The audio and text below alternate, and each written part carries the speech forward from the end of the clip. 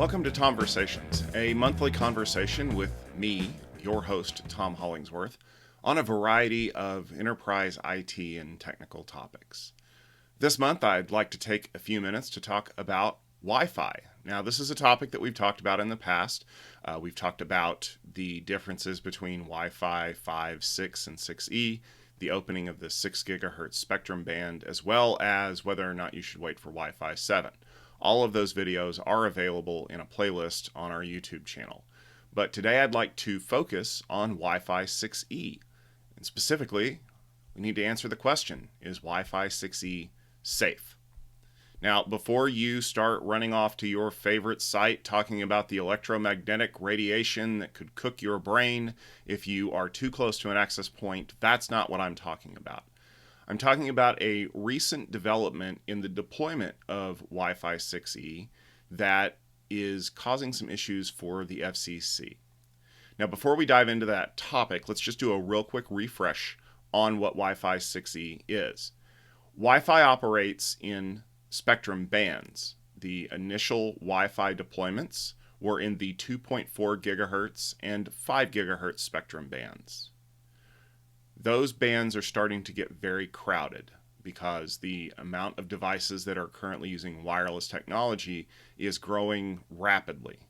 And so the U.S. Federal Communications Commission, the FCC, investigated the possibility of opening a new communications band around the 6 gigahertz range. Specifically, it runs from about 5.8 gigahertz up through about 7.1 gigahertz. And the order to unlock that band for use by unlicensed devices was made back in 2020. If you want to learn a little bit more about that, here's a link to my Wi-Fi video that I made a while back discussing all of the details between them.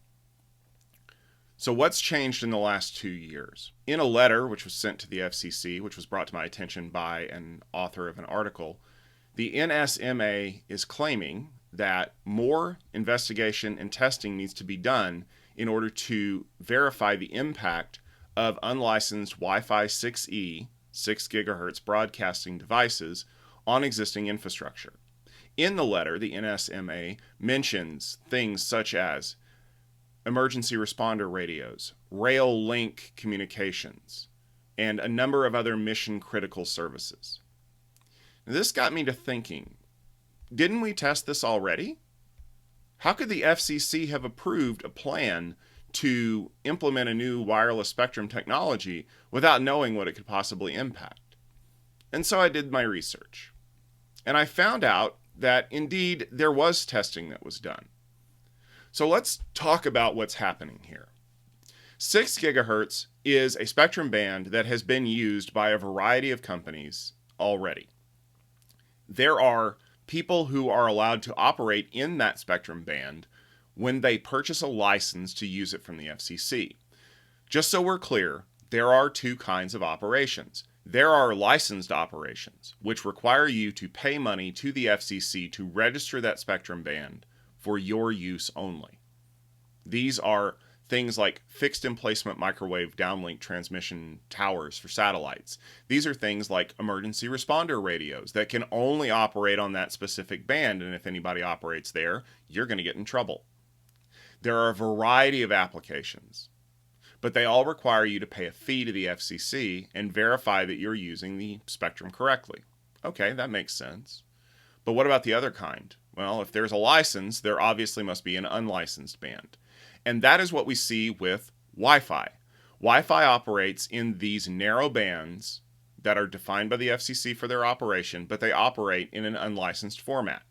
What that means is you can be transmitting on the same frequency as another device, and there's nothing to stop that from happening. You've probably already experienced this if you live in a very crowded neighborhood or you have a lot of technology people around you where their Wi-Fi routers are using the same channels that you might be. There's no remediation process for this. Essentially, what you have to do is pick a different channel because there's no license. There's no arbiter to come in and go, no, you must be on channel 1 and you must be on channel 11 and your neighbor must be on channel 6. Okay, well, that makes sense so far. But what happens when you open a licensed band to an unlicensed spectrum use. Well, we've already seen some of it in the CBRS band, which is the private LTE technology that a lot of people are starting to deploy. CBRS is a mixed license band. There are incumbents who already have licenses to operate at certain frequencies. There are lightly licensed areas, and there are unlicensed frequencies. Effectively, in CBRS, you have to verify that you're not interfering with one of those licensed users, which is typically not as big of a deal as you might think because the CBRS band wasn't deployed as widely for licensed use. That's one of the reasons why it was opened up so quickly. 6 gigahertz, on the other hand, is a very heavily used band, specifically for things like microwave transmissions. Point-to-point microwave links make up the majority of the incumbent users in this space. And of those, AT&T is the largest user of that. In a paper provided to the FCC by the NSMA a couple of years ago, there were something on the order of like 16,000 microwave links that were in operation, of which 8,000 plus were operated by AT&T. So as you can imagine, AT&T has a lot of questions about whether or not 6 gigahertz deployments are going to interfere with their existing microwave point-to-point links. There's also a lot of discussion about what happens for things like satellite downlinks. You know, satellite broadcast technology, the thing that brings the cable to your house from outer space. And then I remembered that there's been a lot of work that's been done on this already by folks like Chuck Lukashevsky over at Aruba, who did a great talk about the impact of these kinds of things and how he and a team had to go out and provide information to the FCC proving that there wasn't going to be a lot of interference before the FCC would even allow this band to be considered to be opened up. And this is something that's been going on for a number of years prior to the 2020 opening of that spectrum. Okay, well, it makes sense. We've got incumbents who are wary that these upstarts are going to be causing problems, and you've got a group of people inside of those upstarts that are trying to prove that they're not going to cause issues. This is something that has happened over and over again in the industry. The incumbents are not prepared for what happens when people come in to disrupt their environment. Now, you're probably saying to yourself, but the difference between disrupting my neighbor's Wi-Fi by installing a new access point and disrupting a fire station's radio is massive. And I would agree with you. However, there is another solution that has been proposed and implemented that would prevent this from happening. When the FCC approved wireless devices to operate in the 6 gigahertz band, they classified them in two different categories. The first category is something called a low-power device. These are indoor access points. They have a power limit that they are required to operate below, and they operate inside of a building's walls. Those walls tend to attenuate signal. As anyone who's involved in the wireless industry can tell you, walls cause Wi-Fi to do things. You lose signal. If you have a wall with a certain kind of construction, with steel or some kind of a wire mesh, you can practically block Wi-Fi signals. And so the FCC said with a 6 gigahertz deployment of these devices operating at a certain power level, we won't see any kind of interference outside of the building because the building will knock down most of the signal. That makes sense. The standard power devices operate in the outdoors. These standard power devices had an additional restriction. They have to make sure that they're not stomping all over a licensed user's spectrum. Well, how do they do that? They use something called AFC, Automated Frequency Coordination. This is actually a brilliant, simple plan. The access point, if it's operating under an AFC requirement, will query a central controller or management system to look up a database of licensees in their location, because the licensees operate in different frequencies depending on where you are. Folks in Southern California operate completely differently than folks in Northern Minnesota, and so on and so forth. So the AP knows where it's at, because the controller tells it the location. It looks up the data in the AFC table to see if there are any licensees in the area. Microwave towers, transmission lines, satellite downlinks, whatever they are. And it adjusts to make sure that it is not stomping all over that. And AFC operation requires a little bit of a guard on the spectrum. This prevents you from accidentally bleeding over into that spectrum. And you've probably heard this if you've ever been driving a long distance in your car and you've heard two radio stations that have started to overlap each other at the edge of their cell. It makes sense. That's how all radio communications work. But evidently, AFC isn't quite good enough for the NSMA. In the letter that they most recently sent to the FCC, which I will also provide a link to in the show notes, they said that more testing needs to be done, specifically for AFC clients and non-AFC clients, because these radios that they're specifically talking about have a 99.999% uptime requirement. They can never be down. These are critical pieces of safety that always have to be up. And I would agree. These services need to be up 99.999% of the time. So my challenge to the NSMA is, are they? I'm not talking about the frequency availability. I'm talking about the equipment itself. This is a common problem we actually see a lot in the Wi-Fi industry. You've probably seen it when someone is unable to connect or get online, and their first thought is, oh, the wireless is down. The wireless has a problem. And how many wireless engineers are already jumping out of their chair to find a tool to say, no, it's not the Wi-Fi, it's the network, or it's DNS, or it's something else. Many times, a lot of the issues that we see in technology are not directly related to a specific piece of technology, but instead it's the amalgamation of all of the pieces of technology working together. The internet could be working just fine. The packets could be flowing directly to the right location. But if DNS is down, it will look like the wireless is down because nothing works. And that's why a lot of engineering and technology professionals like me spend a lot of our time trying to narrow down exactly where the problem is. So going back to this, to the folks at the NSMA, can you provide records showing that absent the spectrum issues, that those systems are up 99.999% of the time? I would bet that in some cases you can, but I would also be willing to bet that in a lot of cases you can't. I would also ask AT&T, can you provide information showing that your microwave links are up the requisite amount of nines? You probably can, but I don't think you want to do it. Because one of the things that we actually need to discuss here is this reliability of the radios.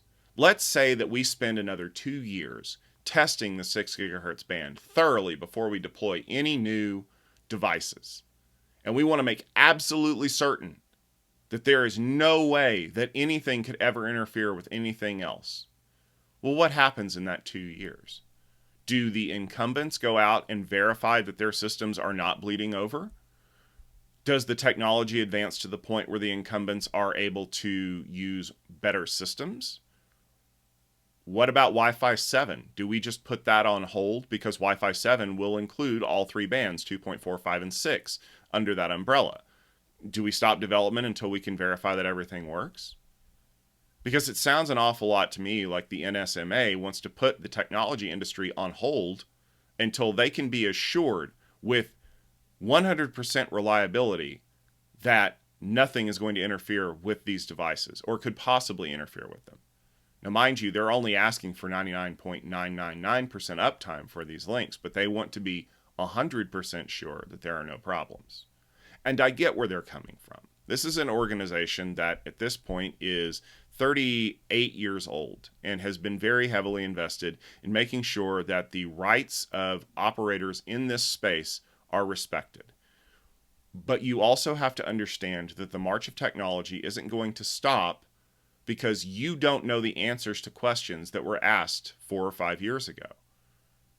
The people who did the work already, the folks like Chuck Lukaszewski at Aruba and the folks at Extreme Networks and any one of a number of incumbent providers who have a very big stake in the opening of the 6 gigahertz spectrum, have done the research. They submitted their findings to the FCC, and the FCC looked at it and said, hey, with a little bit of adjustment here by adding things like AFC and by taking a reasonable amount of risk for low-power indoor devices, I think that this will work just fine. And so far, with the Wi-Fi 6E deployments that we've seen, I would say that it has, because I haven't heard of any AT&T microwave towers going down or any satellites falling out of the sky or anything like that. I would hazard a guess that the NSMA is looking out for their own and wanting to delay it just long enough for them to figure out exactly what could be impacted, to tighten down all of those restrictions, to get ahead of the problem that they haven't gotten ahead of so far. And if you think that's a little bit cynical, I would remind you that airlines and the FAA wanted to shut down the deployment of 5G cellular radios because there was a possibility that some older radar tower equipment interacting with some older airplane designs could potentially maybe have a problem if something was kind of in the area of a place where it maybe shouldn't have been. And if you hear a lot of welching in that, you're actually not far off, because that's really what the order sounded like to me. And the FCC analyzed it and said, we know that there is a potential for a risk, but we believe that that risk is very small. And so that's why they kind of went around this order. And the FAA is not very happy about it. Now, the solution to this problem, of course, is to upgrade their equipment, make these radars incapable of being disrupted. But that requires money. And as we all know, in most cases, it always comes down to resources and money. I could spend money to fix the problem on my side, or I could spend money to submit orders and have the FCC slow everything down to give me the time that I need to make this happen. Depending on how cynical you are, one of those answers makes more sense than the other. So we go back to the question of whether or not Wi-Fi 6E is safe. I would say that it is. I would say that Wi-Fi 6E is as safe as we can make it today. We have low power indoor devices which should not interfere with anything that is mission critical. We have outdoor devices that are slowly beginning to be deployed with restrictions in place and requirements to make sure that they're doing everything they can to avoid causing problems. I also don't necessarily see a lot of that on the other side of the coin. I don't see notifications from the licensees that are operating in the space saying, hey, we're going to make sure that we're not stomping on things that we're not supposed to be around either. So I think that Wi-Fi has done everything that they can to do this. What does the future hold? Well, that depends on how the FCC decides to rule on this. I would hope that they look at it and say, we've done everything we can. The ball is in your court to fix your stuff. I would hope that Wi-Fi manufacturers realize the peril that they're in and make sure that their devices are doing exactly what they're supposed to and not bleeding over into other bands or using higher power levels without AFC where the possibility exists that they can interfere with something, because all it will take is one news story and we won't ever hear the end of it. So if you're hesitant to deploy Wi-Fi 6E because you see news stories claiming that it could knock out police radios or possibly stop railroad trains from running, I wouldn't worry about that. If you've done your homework, if you've done a proper design, if you're following all the FCC regulations, you're not going to have any issues. And quite honestly, that's about as safe as it comes. That'll just about do it for this episode. I want to thank everybody for tuning in. This was a little bit fun, kind of talking about something that was brought to my attention, doing a little bit of research and finding out that there's still a lot of fear-mongering in the IT industry, and I don't know how to solve it. Maybe this is the way we solve it, by having these kinds of conversations with you out there to make you aware of what's going on and tell you the steps that are being taken. We should be back next month with another great episode. If you have any subjects that you'd like me to cover on the Tomversations series, make sure you tweet at me. I'm at Networking Nerd, and you can also tweet at Gestalt IT. You can head over to gestaltit.com to check out more great episodes of Tomversations, along with all of the other great things that we make there, including Checksum, the Gestalt IT Rundown, the On-Premise IT Podcast, and many other great articles about enterprise IT tech. Thank you very much for tuning in. Take care of yourselves and stay safe.